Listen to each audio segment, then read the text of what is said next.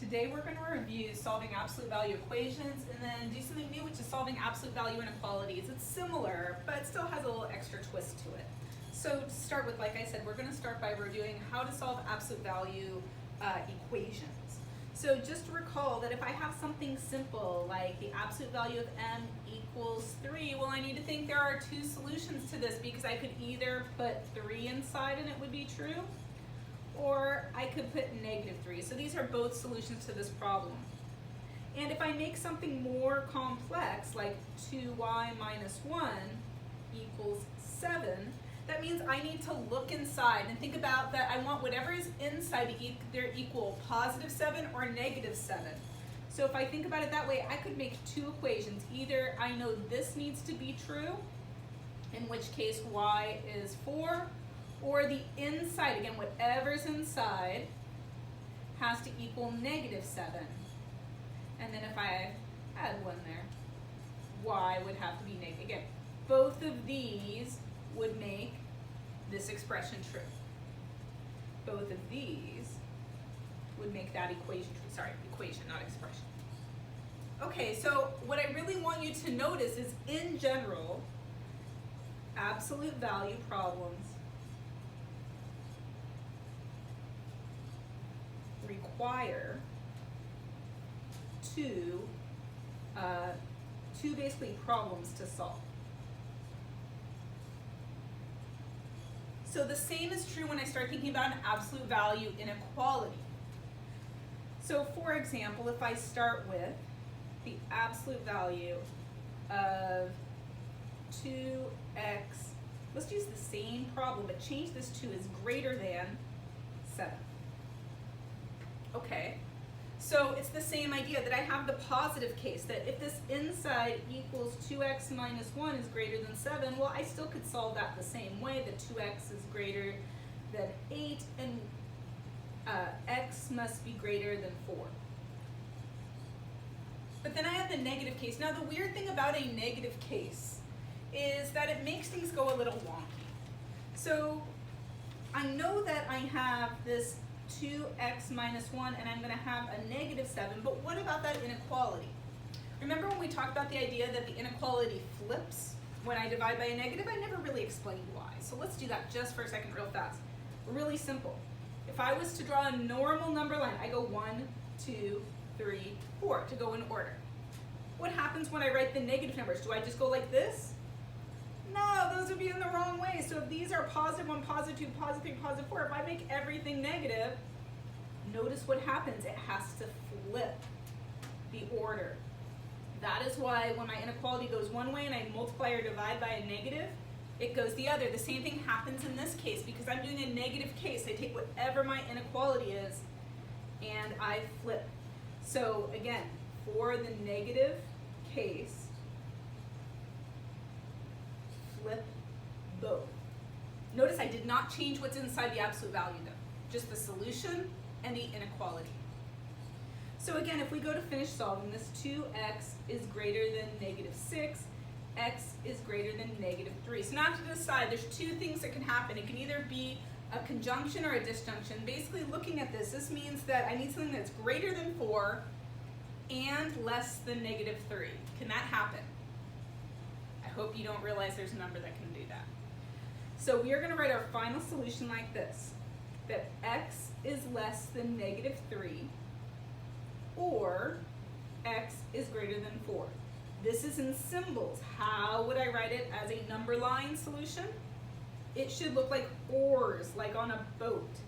So I'm going to go -3, -2, -1, 0, 1, 2, 3, 4. If there's a ton of numbers, you can go ... in the middle, but I still want to see where things are. These are both open circles. Open, nice big, make sure I can see them. And this one's less than, going to the left. Like I said, they look like oars, like you're rowing on a boat. If you imagine you're kind of rowing and those are the things going out. I want to show you one more example like this before we get to special cases with inequalities. Now the other thing I didn't mention is that you cannot create the two cases unless the absolute value is isolated and by itself. So if I start with something else, like I start with, I don't know, let's try y minus 3 is, minus 5 is less than negative 3. Again, the absolute value isn't by itself, so I can't start the process of breaking it into two problems. The first thing I'm going to do is add 5 to both sides. It's kind of like order of operations. If you try to do things in the wrong order, it won't work. So if I add 5, that would be 2. Now I'm ready to do two problems. Positive case is easy, just remove those absolute values. For the negative case, actually let's finish this one. If I add 3, I would get this solution. For the other side, what I'm thinking is I go like this, I keep that first part, I go, okay, I need to change it to a negative. In the negative case, that also causes my inequality to flip. So now I have y is greater than 1. So again, is this an and case or an or case? Do I have a number that is less than 5?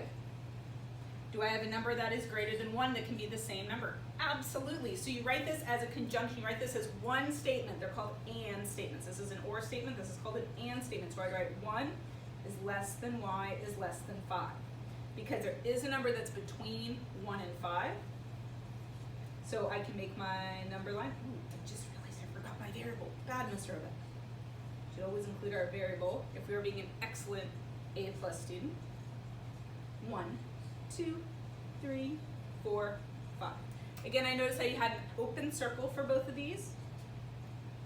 And since it's an and, it is joined. We are talking about every number in between that does not include 1 and 5.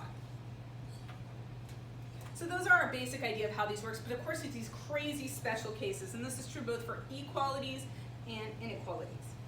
So anytime an absolute value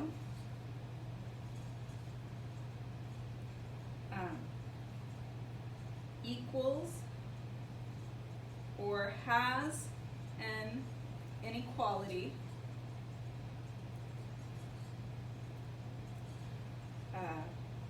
with 0 or a negative, it is a special case. So again, we're focusing on when I get it solved, I just have the absolute value. If the other side is a negative or a 0, that means it's a special case. So let's think about a few different, let's start with the equality ones. For the equality ones, if I had like the absolute value of w equals 0, why is it a special case? Because there's no such thing as a negative 0. The only answer would be w equals 0. That's what makes it special. What about if I had the absolute value of k is equal to negative 5? Now hopefully you realize that the distance from something can't be negative. This can only be a positive solution. This is impossible. So sometimes instead of writing no solution, fancy math, you could write no solution. I'm totally fine with that. You can also write this symbol, and that technically means empty set. I can't put anything there that would be true. So if you want to be a little lazy, you can do that. I'm totally okay with no solution, impossible, anything like that. So what about with inequalities? There are so many different cases. We're going to look at each one. Okay? So go really slowly when you do these and really think them out. So let's start with our 0 cases. Okay? So it doesn't matter what I put inside. Literally, I can put any variable expression inside. So I don't know, I just feel like 2x plus 1. I'm going to use that every time. So if it is greater than or equal to 0, now remember, the only thing that can come out of here is 0 or a positive. Well, isn't any 0 or positive solution going to be greater than or equal to 0? So that means x could be anything. Don't even need to think harder than that. What about if I take away, though, the equality underneath? So here I had equals to, here I don't. So now what's weird is I can have anything that comes out of it. The only time it fails is when the inside is equal to 0. So for this case, I'd have it's all real numbers, except x can't be negative a half. Do you think it's always negative a half? No, it's just whatever makes the inside equal 0. what about 2x plus 1 is less than or equal to 0? Well, again, if this is positive or 0, it can never be less than 0 or negative, but it could be equal. So there's only one solution to this special case.